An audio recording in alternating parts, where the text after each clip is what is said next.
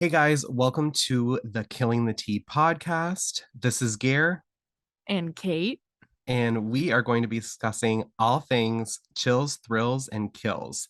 Kate and I are going to be talking about our favorite books, TV shows, and movies that are in the thriller or crime fiction genre, as well as some reading habits and other items related to how we met on Bookstagram that will fit in with this podcast. So, thank you so much for joining us, and we hope that you have fun and get totally terrified. Okay, welcome back to another episode, guys. Today, we are very excited because we have Riley Sager on to talk about his newest book, The Only One Left. So, thank you for joining us today, Riley. Hello, thank you for having me. Yeah. Um, do you have any burning questions right off the bat, Gare? Or do you I want mean, me I to? have thousands, but I know. I guess we didn't pick who was going to talk first. This book elicits lots of questions. Yeah. Yeah. yeah. This is the kind of podcast where we just kind of wing it. So, Yeah. so, Yeah. um, I guess my first initial question is with the only one left, it's so different from anything that you've done before. So I guess my first question is kind of like what inspired you with this story and what inspired you to kind of go in this direction with this book? Yeah, it was for some reason I had Lizzie Borden on the brain. And I really truly do not know why. Like all my other books, I can remember the moment when I thought of it, like, oh, I'm watching Halloween on Halloween, and oh, Final Girls, like light bulb moments. I don't remember what set me thinking about Lizzie Borden. And I wasn't even thinking necessarily about Lizzie Borden, but what older Lizzie Borden would be like if she needed Right. someone to take care of her. And what's that person's deal? Like, why is she taking care Right. of Lizzie Borden? What led her to this point? And is she afraid? Does she, is she like, hey, Lizzie, did you really do it? Did you not do it? Like, so all that was in my head when I thought of the idea of this home health aide, because Kit isn't necessarily a nurse. She's not quite a nurse. She's the next lowest level to a nurse. Yeah. Um, Going in and having to take care of a woman named Lenora Hope, who everyone thinks murdered her entire family when she was 17. And it is now decades later. Lenora is very old and in very poor health. She can't talk, she can't walk, she can just really move her left hand. And she uses that left hand to type a tantalizing message to Kit because she uses a typewriter to communicate. And she tells Kit, I want to tell you everything. And once I got that idea, I'm like, ooh, this is good. Like Mm-hmm. the nurse is suspicious. Is she scared? She wants to know the truth. And Lenora, just from her very nature and her condition, can't say a word. So she wants to help this woman tell her story. Um, and then I thought that that would be perfect for a gothic novel. Like there are just all these gothic tropes that we know and love of usually it's some kind of big mansion or estate or castle or something. There's usually a young woman who's entering this world. Mm-hmm. There's a sinister housekeeper. There's a sexy groundskeeper. There's like windswept cliffs and all like, and maybe a ghost. We don't know. And so I just wanted to like toss in all these fun gothic tropes and mess around with them. Right, Yeah. right. Yeah. I loved it. I love having all of it together that way. Yeah, I mean, obviously, I'm always impressed with how you pace your novels and like these little nuggets of information, like the timing at which you have reveals before, that cinematic Sager ending that we'll say.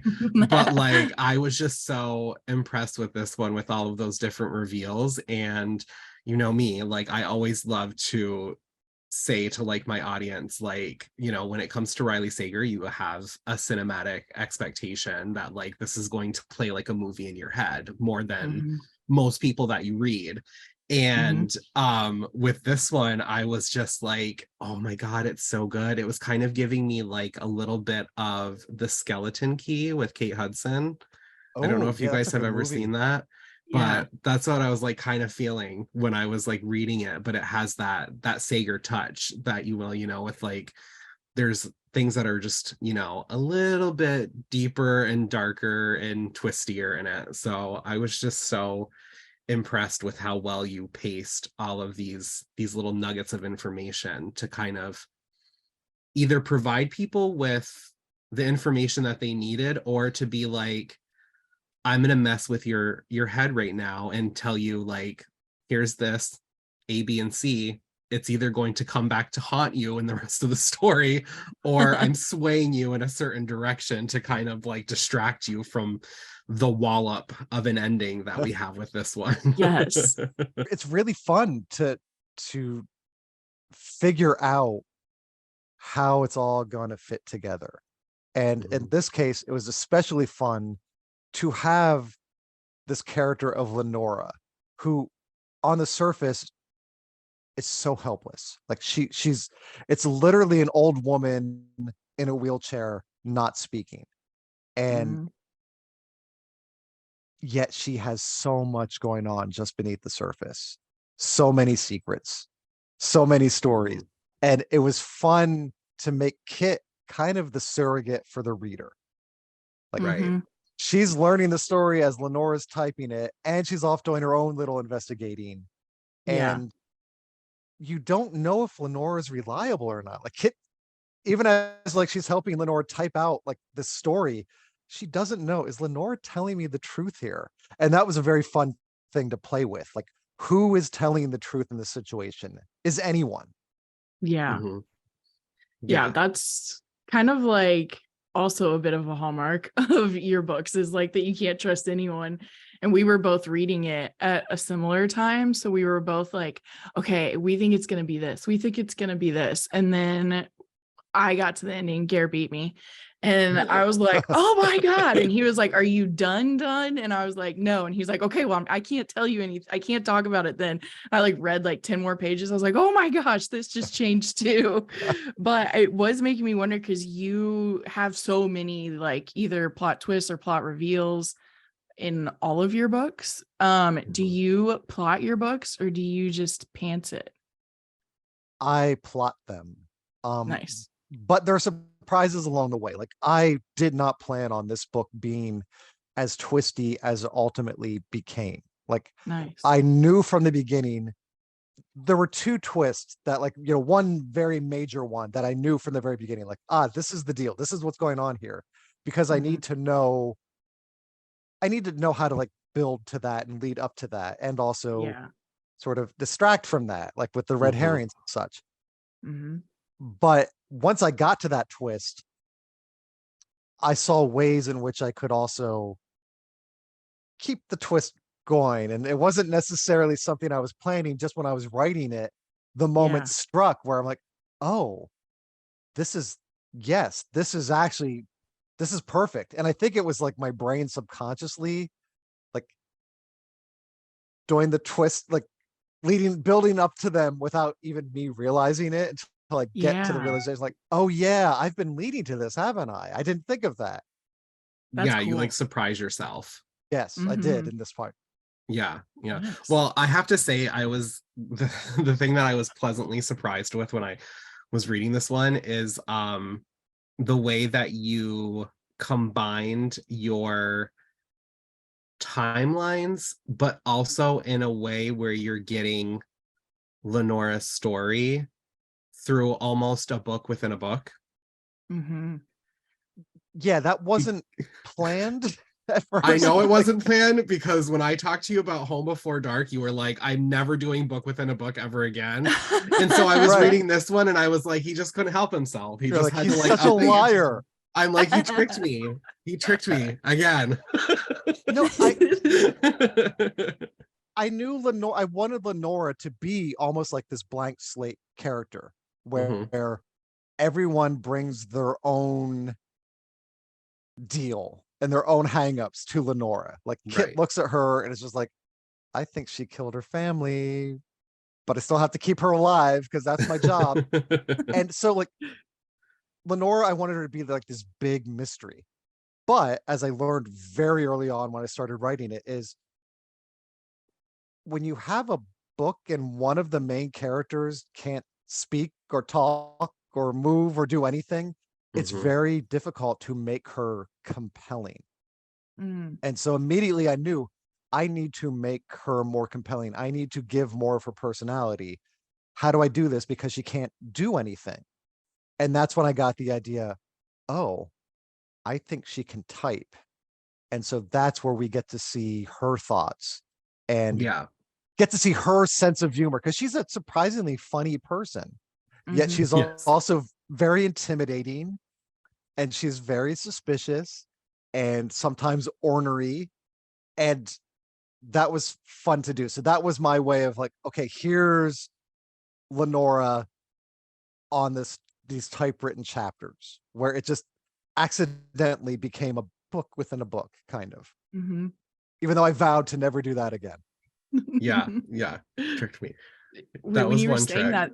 that, when you were saying how Kit's kind of a blank slate, it was making me think when I was reading it, I was kind of thinking about like you could make the debate that Lenora is kind of the main character in some ways. Did you approach it that way at all? Like with keeping Kit kind of blank, like the focus is more on Lenora? Yeah, I wanted them to be kind of equals, but I knew that Lenora, just by nature of her reputation and her condition, would be very interesting to people. And when I was writing it, like, Gare, you do a lot of casting on Instagram, and for Lenora, I just was sometimes I'm very, very I get imposter syndrome a lot. But then other times I get really full of myself.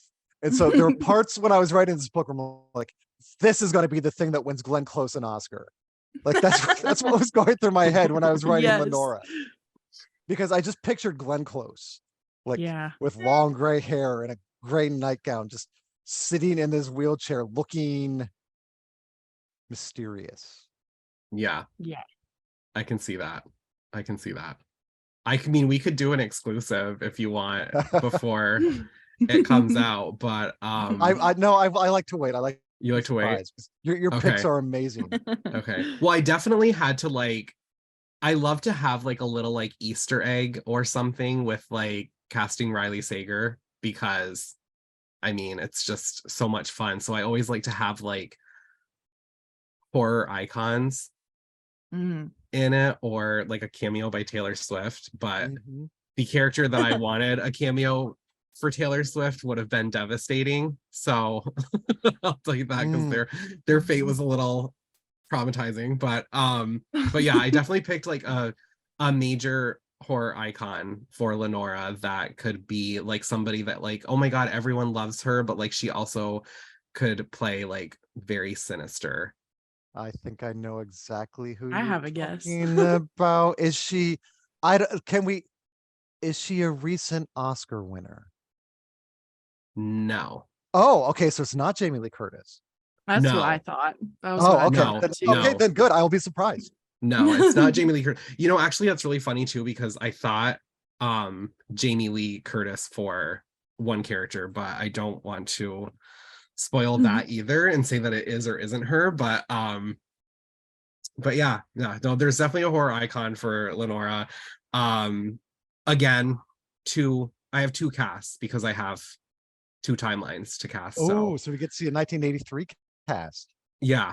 Oh, that's so exciting. You get both of them. So at first he was like, maybe I'll just do one, and then he texted me and he was like, no, I'm gonna have to do both. No, I gotta do both, because like, as like you said, like it's like very centered around Lenora, but the thing that I really enjoyed with this one is in Lenora's story there were so many characters that were so important, but they weren't necessarily on the page very long.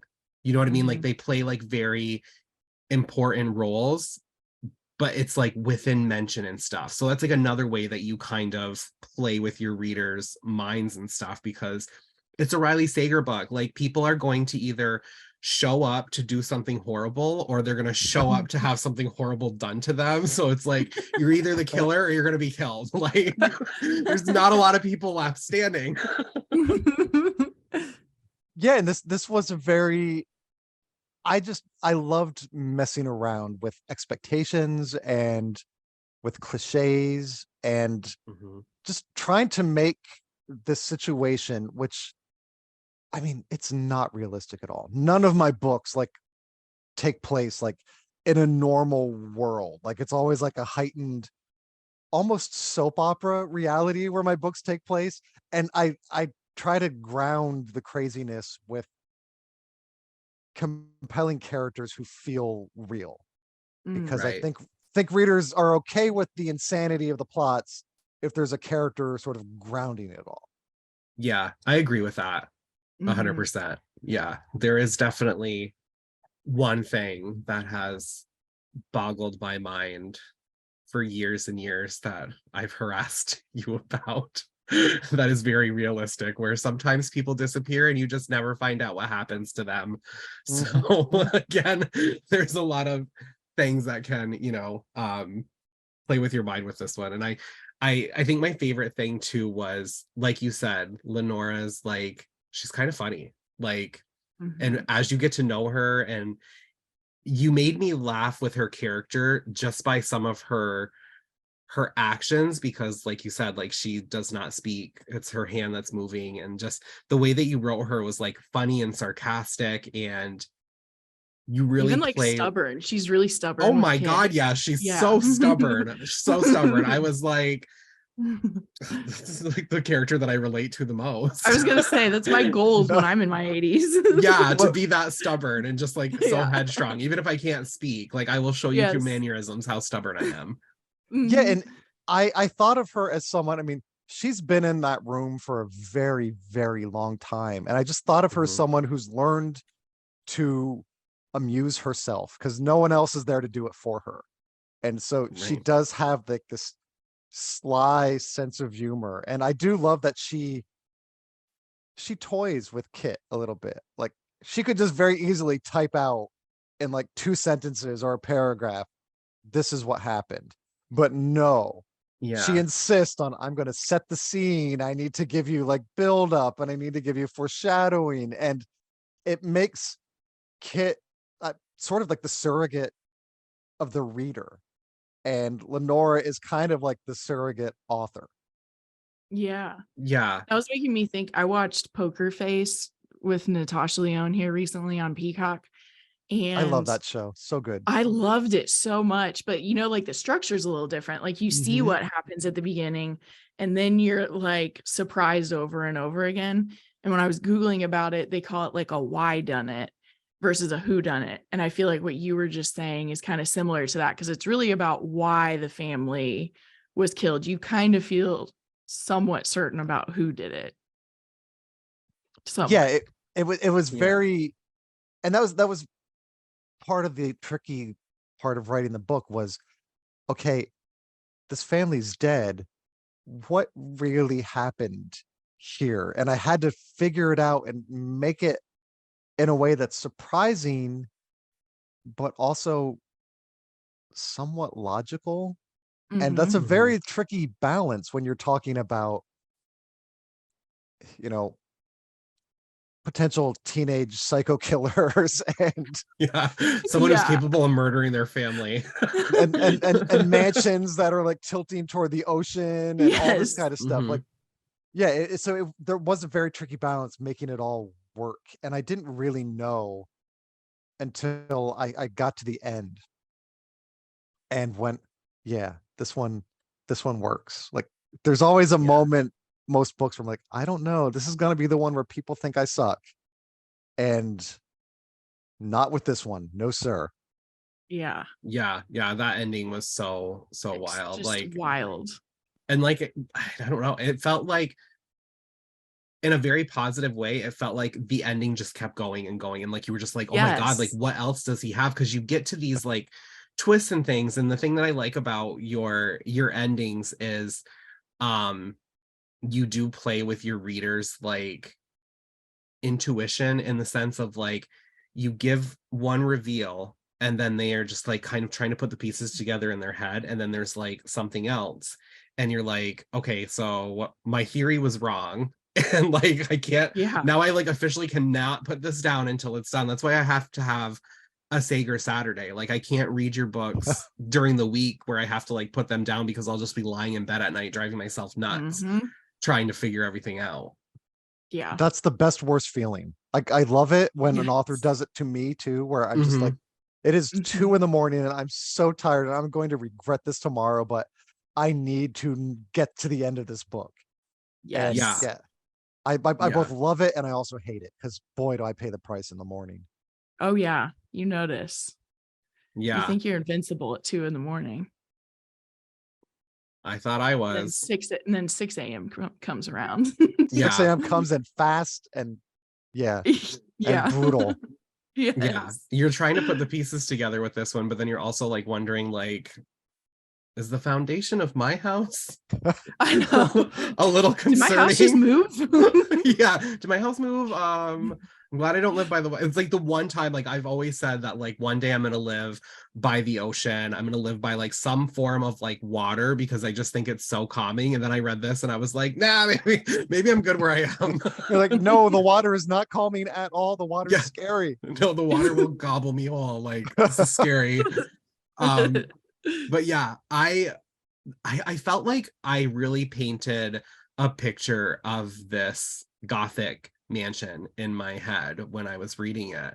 Did you just build this whole place in your mind, or were you Googling like did you like go on Pinterest or like Google and just be like, what does a creepy Gothic mansion look like that's going to like creep everybody out? Because like it almost reminded me of like a very old version of the big mansion in the end of Scream 3, because I was like, there's all these nooks and crannies, like somebody's going to be hidden, there's going to be a body or a ghost or like something in there, like that's just going to scare the hell out of me.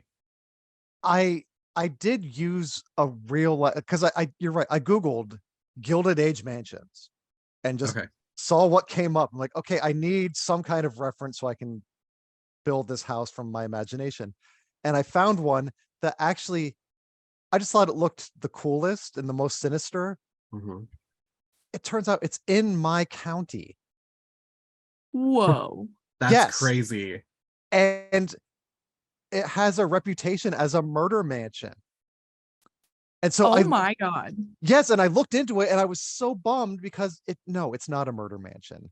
But the rumor is that it used to be like an orphanage run by nuns, and that like one day the nuns like went insane and tried to kill all the orphans that were there, and that there was some massacre.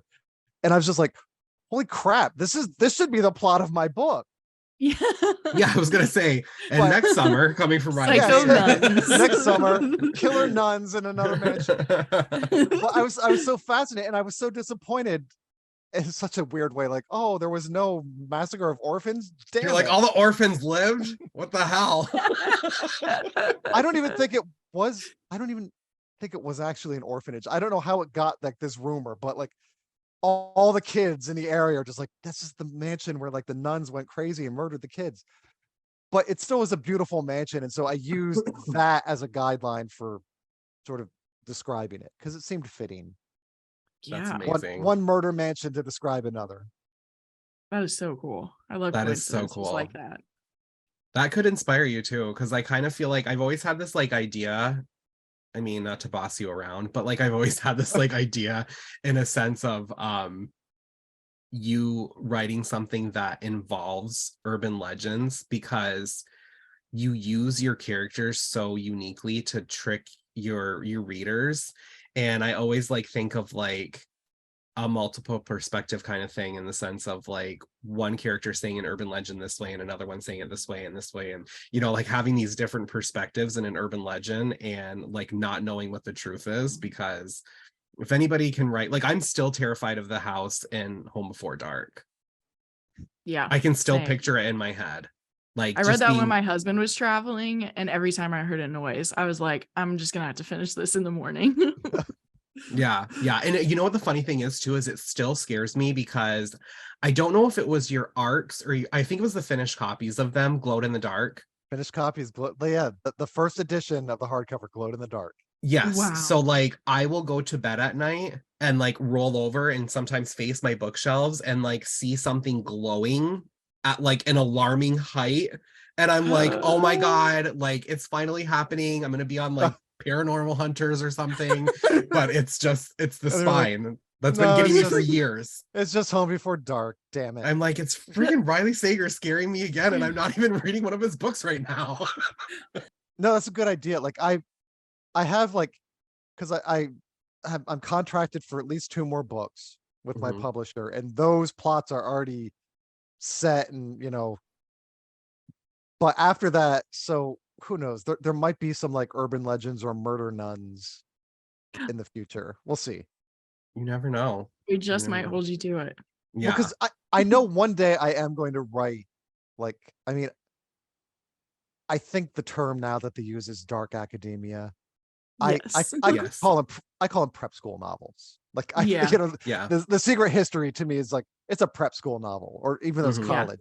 But there will be in my future some prep school, boarding school, college murders stuff happening. You kind of hinted at it too with Survive the Night. You gave that little Yeah, like, a little bit. Yeah, yeah, that's true. yeah, because that's what I'm like. I'm always just like, like I think you would kill dark academia. Like that would be so good. Yeah. And like there's all these like ideas, but like that and like serial killer thriller, which are like my favorite. So obviously I would die No, to be we like creeped out by a fangirl Sager over serial Dark killer. Academia. I fangirl by myself over serial killer thrillers all the time. So I fangirl with you, but always Whenever- on the Dark Academia. whenever you take that journey, we're just here to give you ideas. Well, yeah, the next ones are, yeah, they're in place, and Mhm. I'm halfway That's through the exciting. writing of the next one, and already Nice. have the plot for the one after that. And I told my editor that plot, and she's just like, "Oh my gosh, I want to read this right now." I'm like, I still sort of have to write Yeah. the one before that, but it's good to have like something to look forward to. Yeah. Well, we Yes. definitely do. And Mhm. everybody who is listening can look forward to June 20th. And you can get your copy of The Only One Left. It's So exciting. don't be the only one left of your friends that hasn't read it. Yeah. That's good. Yes. Yeah. Corny, but good. Yeah. I can blurb that for you. I'll type it up and We'll- everything. We'll put it on the back cover. Yeah, that'll be perfect. There you go. Perfect. Well, thank you so much for joining us Yes. today and hanging out and chatting with us about the book that scared the shit out of us. We Awesome. really appreciate it. Yeah, it was a pleasure. Yeah, so we just like to, and I know you are busy and you have all these interviews and everything, but we just kind of like to end it with, what is Riley Sager loving right now? So is there a book that you read recently or something coming out soon that you loved that you would recommend to people before the next Sager book comes out? I've recommended this a lot. The Last Word by Taylor Adams. Crazy. So good. So good. Could not So put it good. down. Twisty. Yeah. I TV. loved it. I loved Mrs. Davis on Peacock. It's crazy. Okay. It's I'll have so to check that bizarre. out. It's a weird show, but I loved it. Just go along for the ride. I'll have to check it out. I keep seeing that advertised. Yeah, it's I really somehow fun. haven't. Yeah. And movies, I haven't had time to see hardly anything. Like, I'm looking forward to Indiana Jones. Mhm. Right. But yeah, I've been very lax in my movie going of late. Yeah. Well, plenty of time to happens. keep up when you finally slow down. But After the book Maybe tour, you I'll will. be going to the movies a lot. yeah. There you yeah. go. Well, you'll have to keep us updated on which ones are must see. Yeah, do. are worth it. All right. Awesome. Thank you so much. Thank you. Thanks. All right. See you guys. Take it easy.